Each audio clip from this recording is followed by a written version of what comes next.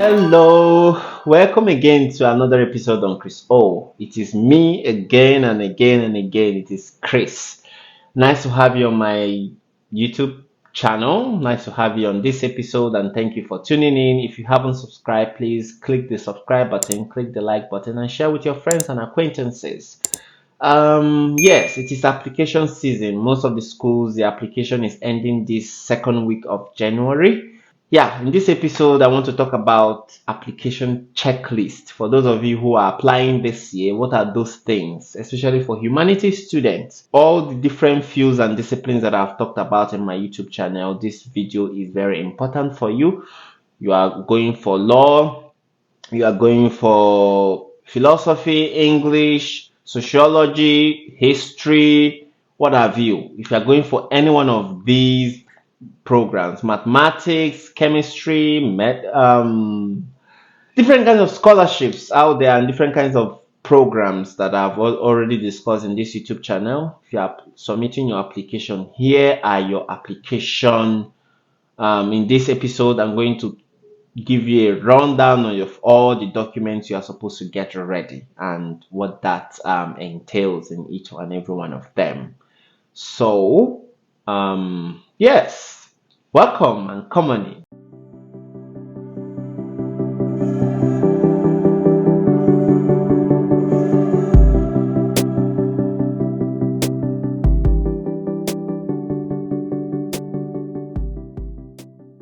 So, application checklist. What are those things that you are supposed to have ready? Or for those who would be applying in the future, what are those documents you are supposed to prepare? Those things you are supposed to bring. Well, I'm going to list them according to the order of importance. The first, and this applies mostly to humanities students, mostly to humanities and social science students, and then even science students, everyone is still the same thing. So yes, it's for everyone. First, you need your writing sample. I'm going to say what that is at the end. You need your letter of recommendation. You need your transcript. You need your statement of research interest or your statement of purpose, statement of intent. Which other name is it called? Yes, anyway, statement of research interest. You need your CV or resume, academic CV or resume. And then you need, of course, the online application.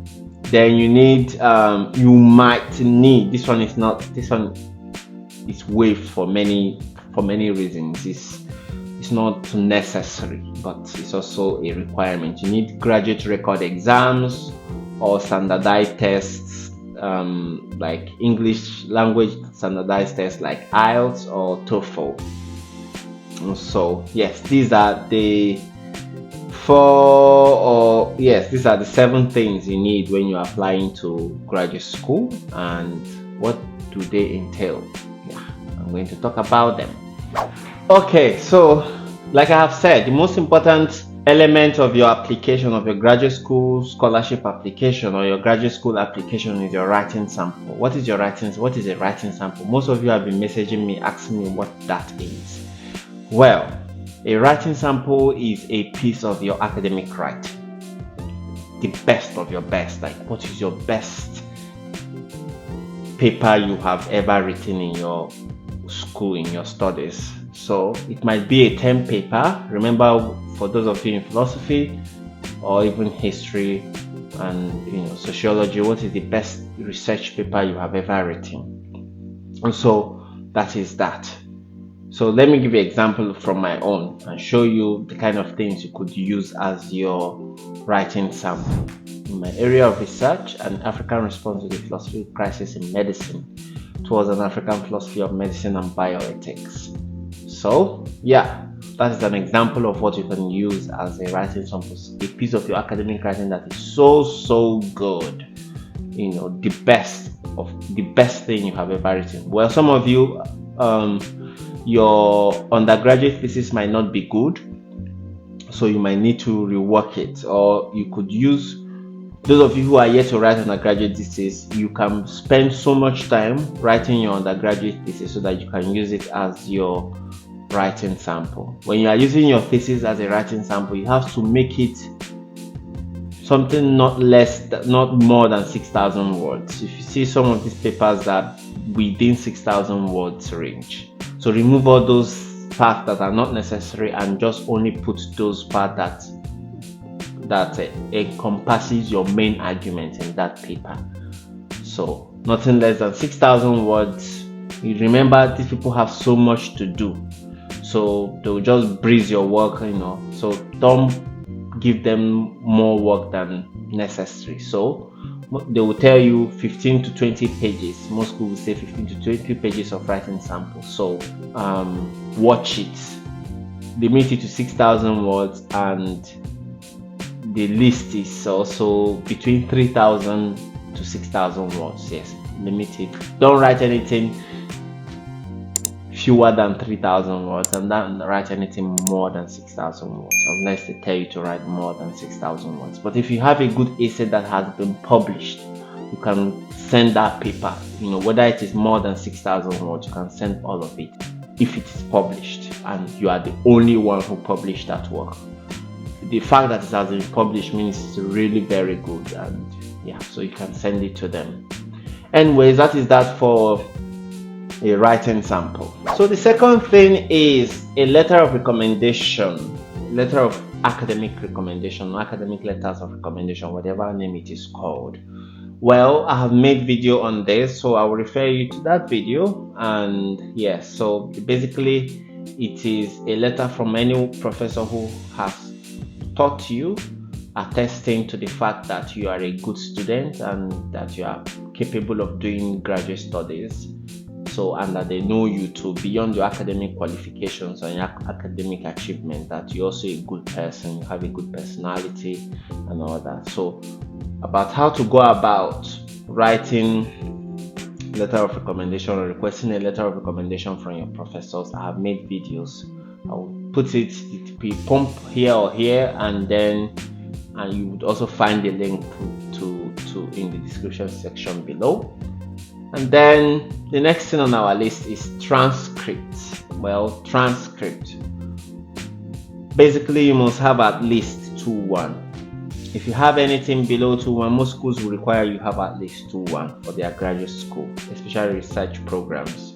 However, if you have anything below 2:1, for example, you have 2:2.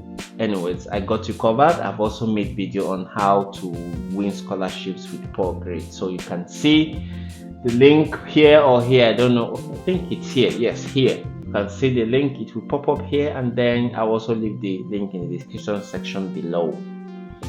And then the next thing is statement of research interest. It is also called statement of purpose, statement of intent, letter of intent.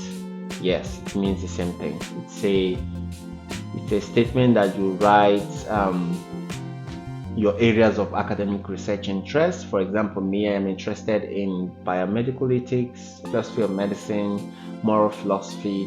It is where you what word is that? Where you capture your areas of research interest and the kind of thing you want to do in your graduate studies, the kind of questions you hope to address through your graduate studies. So also, like the rest, I've also made video on how to write a statement of research interest or statement of purpose. It will pop up here. The link to that video will pop up here, and then I will also leave it in the description section below. Yes, the next thing on our list is CV or resume. How to write an academic CV. CV is optional. Most schools don't ask for CV, but most schools do ask for. In fact, they ask for CV. Yes. And CV is just where you put all your professional academic experiences, achievements, and stuff like that. There's a way I divided my own academic CV. I've also made a video on how to write an academic CV. So I will also leave the link in the description section below, and it will also pop up here. So yes, your academic CV must have your academic qualification, your education, your professional experiences, your academic research experiences, and your volunteer or leadership experiences. So for more detail about that, check my video on how to write an academic CV. Yeah. Then the second to the last thing is online application form.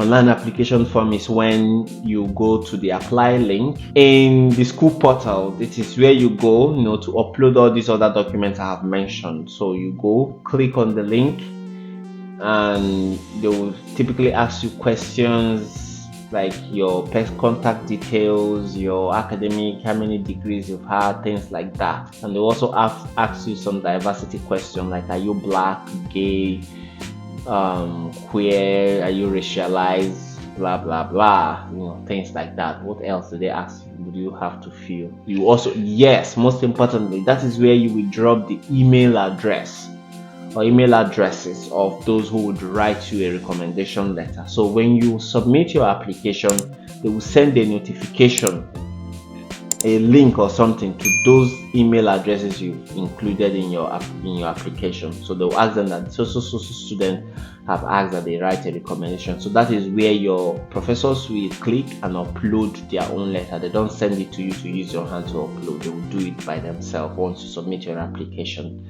Yes. So the last but not the least is your GRE and other standardized tests like IELTS and TOEFL. Now, if you are writing IELTS, make sure you score about 7. If you are writing IELTS for academic purposes, make sure you score at least 90. And then GRE, at least 300. But GRE, all these things can be waived. So I know most schools will waive GRE most humanities education most humanities program have completely squashed GRE requirements. They no longer require it because it is expensive for many people from developing countries. Even here, 320, how much did they even write? About $350 to write that exam. It's a big money for an exam. So they have squashed it completely. But some schools that still do require it, they can waive it for certain reasons. For example, if you have already had a master's degree, they can waive it. They can waive it. But if you don't have a good grade in your undergraduate if you don't have a good grade, I would advise you to write GRE and make sure to score at least 300. Now, IELTS and TOEFL, those English standardized tests, they can be waived. If you studied with English language or your country speaks English is the language of business, language of education, language of everything, you can waive it. But if you are not, if you did not come from countries where English is official language or English is their native language, but you studied in another country that with English language, then they can also waive it. But if this does not apply to you, if you study with another language that is not English, then you might be required to write IELTS, and make sure to have at least 7 points for IELTS and then 90 for TOEFL. So we have come to the end of today's episode, and I am so happy that you are here. If you have been watching this video till this time, please, s'il vous plaît, please, Dan Anla, please, Biko, please subscribe, like, and share. If you've watched this video to this point, I'm sure you enjoyed it. That is why you've stayed, and I'm very grateful to you. And I would also like I beg your indulgence to please subscribe, like, and share. You see that subscribe button? Click on it. You see that button that is like this, like button? Click on it. Thank you so much. And I know this is the time we wait for all the applications we've made since this application cycle. I wish every one of us good luck. Good luck. Gather all these documents, submit your application, and wait and hope for the best. Good luck to every one of us who is applying this year, and those of you who are still preparing, prepare better, prepare well, and those of us who are waiting, good luck to all of us. Good luck. Anyways, that is that. I'll see you next week. Bye-bye.